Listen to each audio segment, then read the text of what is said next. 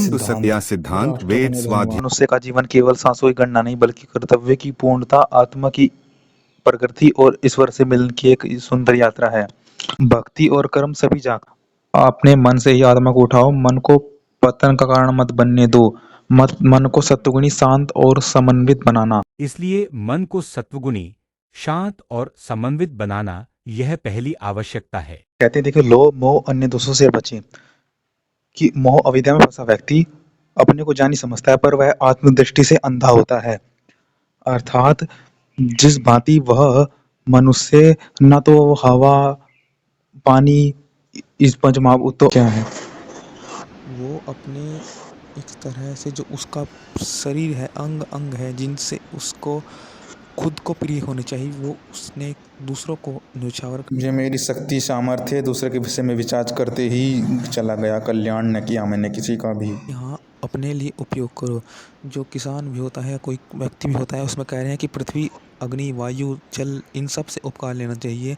दूर दूर स्थित जगह जा कर के वहाँ पर लोगों को मिल कर के उनके सुख एक तरह से उनको जो उनसे हमें देखना चाहिए कि इनको क्या ज़रूरत है। एक तरह से वस्तुओं से सीखें कि हाँ हमने ये इतनी मेहनत की है, हमको ये फल मिला है। आदियों से अन्य व्यक्तियों से उपकार ले पाएगा और न स्वतः ही स्वयं के गुण को जान पाएगा।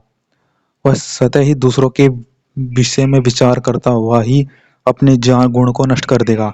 वह न तो अपना स्वयं की इच्छा कर पाएगा, न स्वयं के श्रेष्ठ कर्म को कर पाएगा।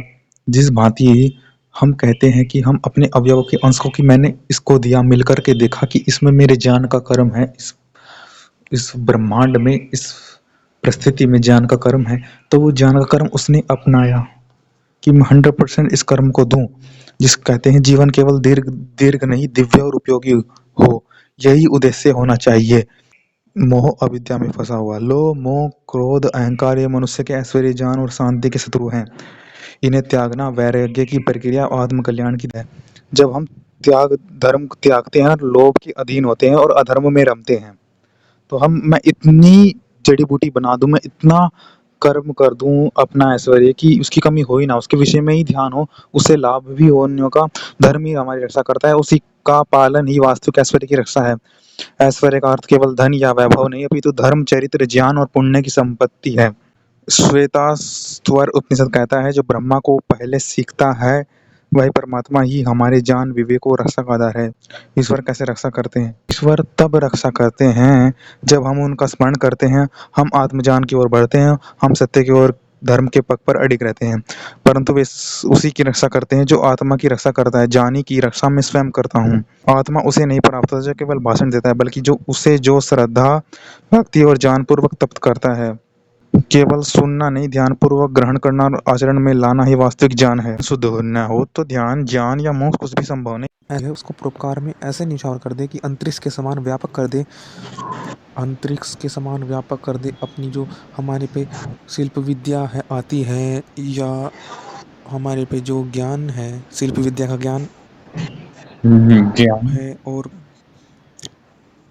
जो धन की पुष्टि से भी हमको कभी अलग ना करे।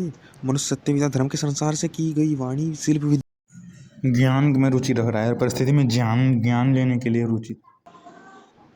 मार्ग में सबके कठिनाई आती है और कठिनाई आकर के हमको नष्ट भी कर दी है। कठिनाई हमारा सती भी पहुंचा देती है, हमको हानि भी पहुंचा साधन में देती है परंतु कठिनाई। विशेष तो ज्ञान वो में। व्यक्ति कठिनाइयों से कैसे बचता है? वो व्यक्ति क्योंकि उसने ज्ञान में रुचि रखी है, तो ज्ञान में रुचि रखती उसे विश्वास है कि ये कार्य में का काम है, इस परिस्थिति में ये कार्य ना हुआ हो परंतु ये तो हो ही जाएगा। उस पर सारी आते हैं, कठिन से कठिन आते हैं, तो कठिन से कठिन परिस्थिति में भी वो कार्य कर लेगा। कठिन तो इसलिए वो कठिनाई को निपटा के ही जाएगा, कठिनाई को निपटा के ही। विशेष लगाव नहीं हुआ तो वो सोचते हैं कि मैं जो कर रहा हूँ कुछ ज्ञान ले लूँ, क्योंकि मेरे पास विशेष तो मुझे साधन है, मेरे पास साधन तो हैं, परंतु साधन तो मैं साधन का उपयोग करूँ क्या? उपयोग तो आए नहीं। मुझे इन साधन का उपयोग करना ही क्या? मेरे काम तो कुछ है नहीं इतने, ज्ञान मेरे काम तो कुछ आ नहीं रहे हैं।